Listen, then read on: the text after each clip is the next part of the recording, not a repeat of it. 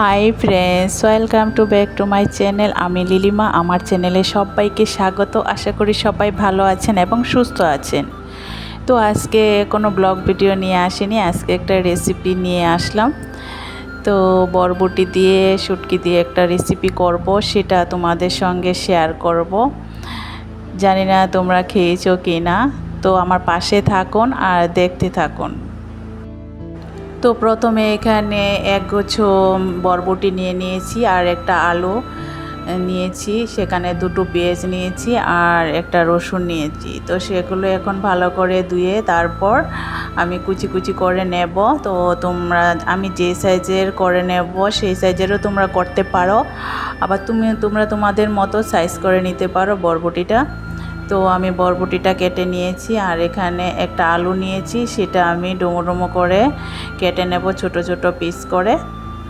তো সেখানে পেঁয়াজ কুচি করে নেব, রসুন নিয়ে নেব, রসুন আর কাঁচা লঙ্কা পেস্ট করে নেব।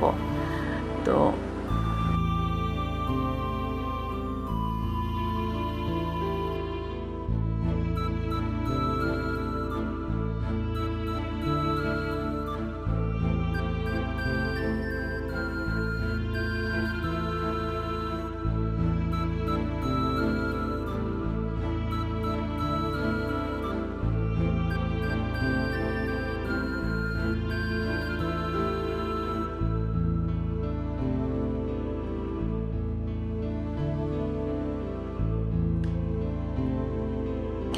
তো এখানে আলুগুলো কাটা কমপ্লিট হলো আর পেঁয়াজগুলো আমি একদম পাতলা করে কেটে নিয়েছি।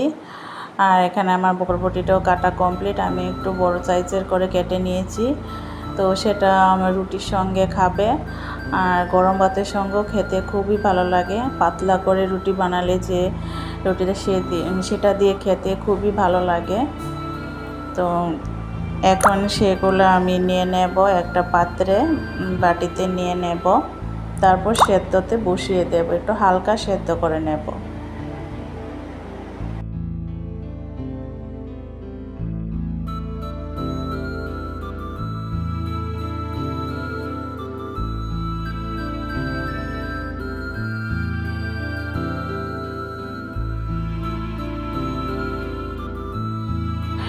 তো একটা ডেকচি বসিয়ে দিয়েছি, সেখানে পরিমাণ মতো একটু জল দিয়ে দিয়েছি আর 1 চামচ নুন দিয়ে দিয়েছি। আর এখন তোমার বরবটিটা দিয়ে দেব। তো হালকা পরিমাণ মতো সেদ্ধ করে নেব। সেদ্ধটা আমি ঢাকনা দিয়ে ডাকবো না, কারণ সেখানে যে সবুজ কালার ভাবটা আছে সেই সবুজ কালারই থাকবে। ঢাকনা দিলে তারপর সেই সবুজ কালারটা থাকে না। তো রান্না যখন করব তখন সবুজ সবুজ একটা কালার থাকবে, সেই কালারটা দেখতেও খুবই ভালো লাগে। আর দেখো প্রায় ফুটে এসেছে, তো আমি নামিয়ে নেব।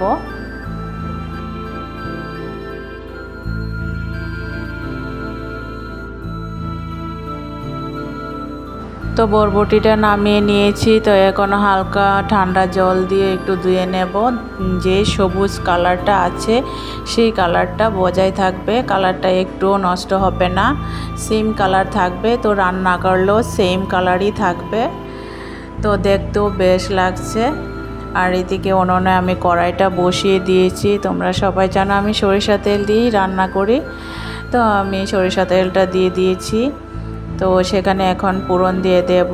তো এখানে ফোড়নে দিয়ে দেব একটু জিরে আর এখানে দিয়ে দিয়েছি তেজপাতা দুটো।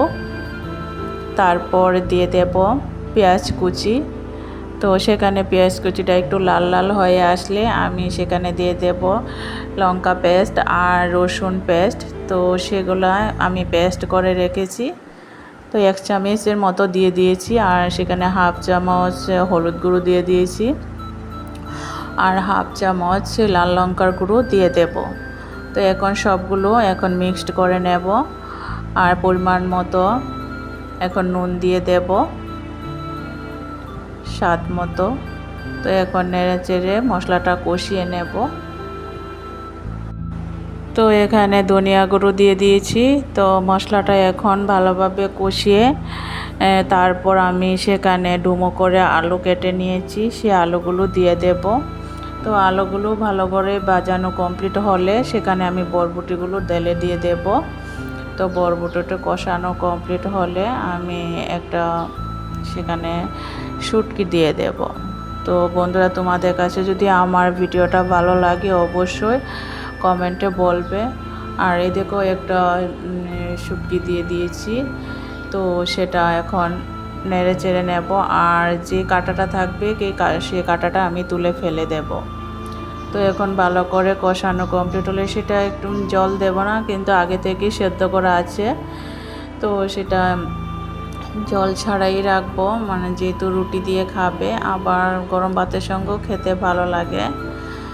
তো সেখানে দেখো আর 4টা কাঁচা লঙ্কা রেখেছি, তো সেই কাঁচা লঙ্কাটাও দিয়ে দিয়েছি।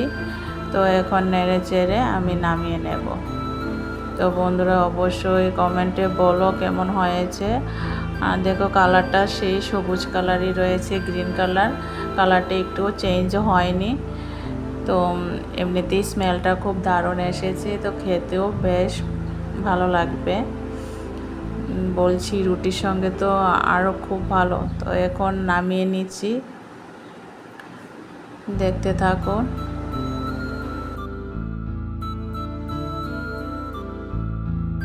তো দেখো কালারটা সেমই রয়েছে, গ্রিন কালার, দেখতেও বেশ লাগছে। আর এখন তোমাদের সঙ্গে শেয়ার করে দেখাবো আমি গরম ভাতের সঙ্গে। তো এখানে গরম ভাত নিয়ে নিয়েছি, আর দেখো কালারটা বেশ এসেছে। তো বন্ধুরা, আর বেশি দূর আমার ভিডিওটা বাড়াবো না, এখানেই শেষ করে দেব। সবাই ভালো থাকবেন এবং সুস্থ থাকবেন। আবারও দেখা হবে নতুন কোনো ভিডিওতে আর কোনো ব্লগে দেখা হবে। তো বন্ধুরা, তোমাদের সবাইকে বলছি ভিডিওটা স্কিপ করে দেখবে না, ফুল ওয়াচ করবে।